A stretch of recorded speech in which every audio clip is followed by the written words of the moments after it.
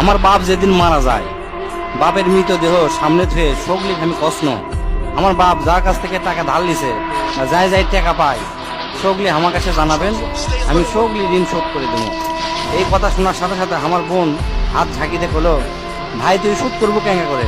তুই তো আজ 5 বছর ধরে চাকরি নাই, বেকার থাকে এতগুলো টাকা তুই কেঙ্গা করে শোধ করবো? বুনকে আমি আস্তে আস্তে অভয় দিয়ে কোনো চিন্তা করিস না বোন, বাপের সব ঋণ আমি শোধ করে দেবো, 1 টাকাও বাকি থামো না।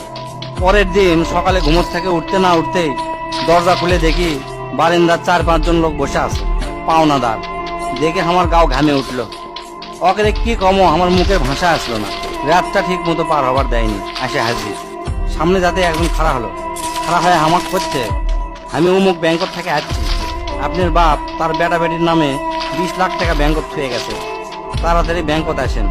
বাদ বাকি 4-5 জন যারা আছে তারা সকলি করছে আমাকে সমিতিতে আপনার বাপ 20 টাকা করে জমা করেছিল, আরেকজন করছে 50 টাকা করে জমা করেছিল, আরেকজন করছে 100 টাকা করে জমা করেছিল।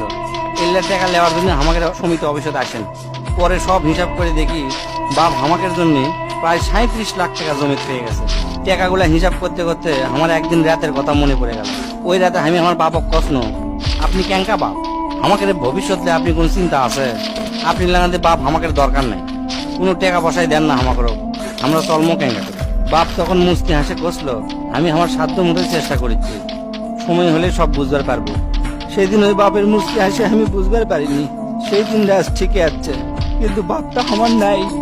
মাঝে মাঝে রাতের বেলা আকাশের দিকে তাকে কই, বাবা আজ পর্যন্ত তোমাকে বুঝতে পারলাম না, তোমার উপর খালি রাগই করে গেছি, কিন্তু তোমাকে জোরে ধরে কোনোদিন আই লাভ ইউ করতে পারলাম না। আজ বুঝেছি, কৃষক তুমি 1 শার্ট পরে 3 বছর পার করেছিল, কৃষক তুমি 1 স্যান্ডেল 32 বার সেলাই করেছিল, তোমার কাছে ক্ষমা চাওয়ার সময়টাও দিলা না। আমাকে তুমি মাফ করে দিও আব্বা, জীবনে তোমার সাথে অনেক বেয়াদবি করছি।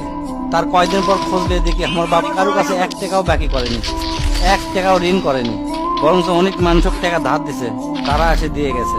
তাই তোর হাত পাও ধরে কই, দোস্তরা তোকে বাপ অনেকেই বেঁচে আছে, বাপের সাথে কোনোদিন বেয়াদবি করবি না।